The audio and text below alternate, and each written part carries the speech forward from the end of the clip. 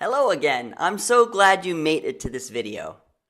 The most significant journey we can undertake may not be to distant countries or even to outer space, but inward, into the rich and complex landscape of our own minds. This inward journey is what Carl Jung's work invites us to explore. In our last video, we met Jung the man, his life, his crises, and his courage in charting unknown psychological territories. Today, we're going to unpack the treasure chest of insights he brought back from those explorations. Don't worry if you found Jung's ideas intimidating in the past.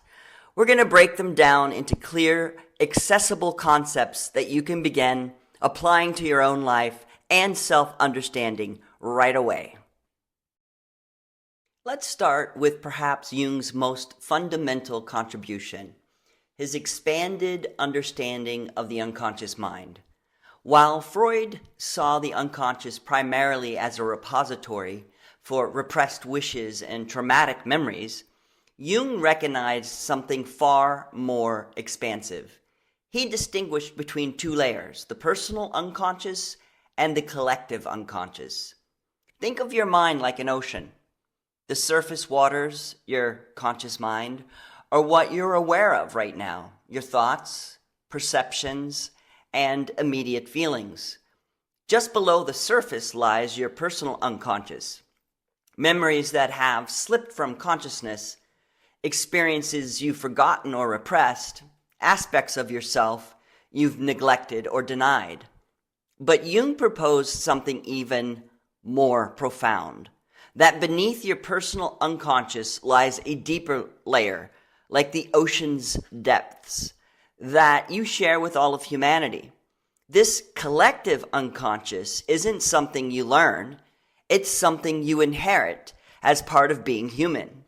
It contains what Jung called the accumulated experiences of humanity, not specific memories, but universal patterns and potentials that shape how we experience life. This isn't just abstract theory. When people from completely different cultures have similar dream motifs, when ancient myths from disconnected civilizations share striking parallels, when modern people are moved by symbols they've never consciously encountered, these all point to the reality of something beyond our personal experience that influences our psychic life. Within this collective unconscious, Jung identified patterns he called archetypes, universal templates or models that organize our experience. Think of archetypes as the standard characters and the drama of human life that appear across all cultures and times. The hero, the mother, the wise elder, the trickster. These aren't just literary devices, they're fundamental patterns built into the human psyche. They don't determine exactly what we experience, but they shape how we experience it, like river channels guiding how water flows. Among the most important archetypes Jung identified are the shadow, those aspects of ourselves we've rejected, denied, or failed to develop. Far from being merely negative, the shadow often contains vital energy and potential we've cut ourselves off from. The anima and animus, the feminine qualities in man and the masculine qualities in woman, though we now understand these in less binary terms than Jung did. These represent our capacity for relationship and connection with our complementary qualities. And the self, the archetype of wholeness, and the organizing center of the entire personality, both conscious and unconscious. The self isn't who we are now, but the totality of who we could become. These archetypal energies aren't just theoretical constructs, they actively influence our lives, whether we recognize them or not. They appear in our dreams, shape our relationships, fuel our creative work, and even drive our unconscious behaviors when we're not aware of their influence. This brings us to Jung's concept of individuation, perhaps his most profound contribution to our understanding of human development. Unlike many approaches that focus on adaptation to social norms or fixing what's wrong with us, Jung saw psychological growth as a journey toward becoming more fully ourselves, integrating both conscious and unconscious aspects into a more complete whole. Individuation isn't about becoming perfect. It's about becoming whole.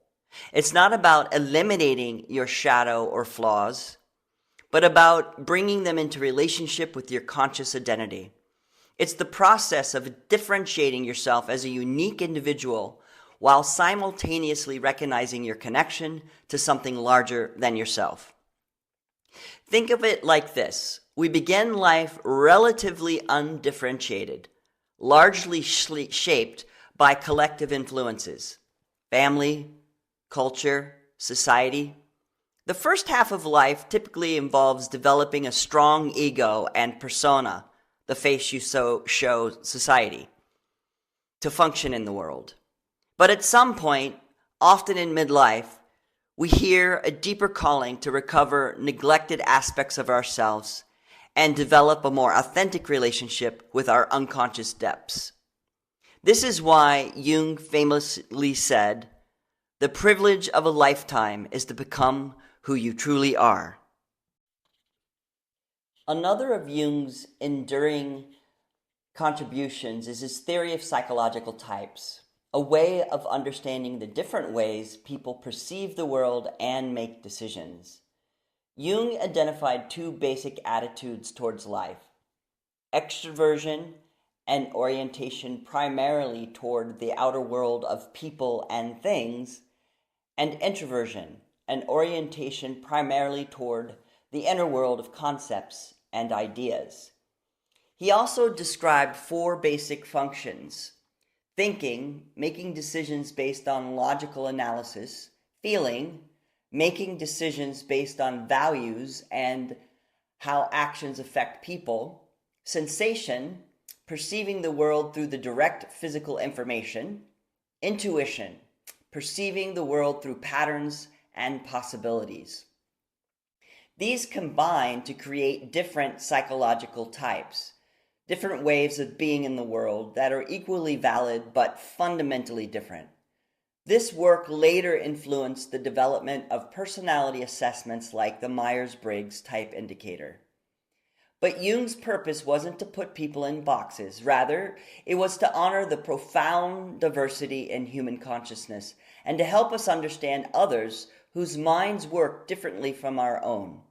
It also helps us to recognize that we all have less developed functions that may need attention in our journey toward wholeness. Finally, let's touch on one of Jung's most intriguing concepts: synchronicity. Meaningful coincidences that cannot be explained by conventional cause and effect. Have you ever thought of someone moments before they called? Found exactly the book you needed when you weren't looking for it? Noticed patterns of events or symbols that seem to be speaking directly to your situation?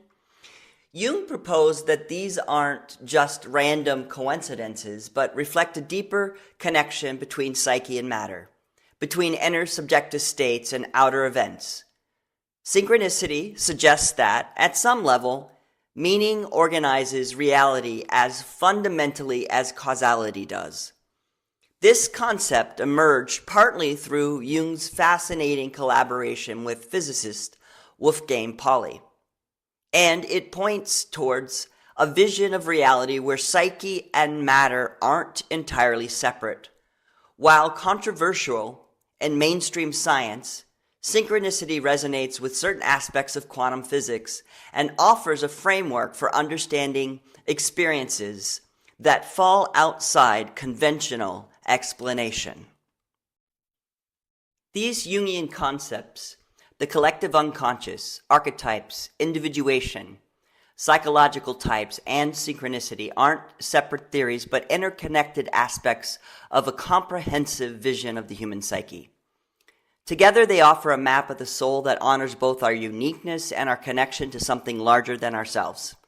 They help us understand ourselves not as isolated egos, but as expressions of something more vast and mysterious.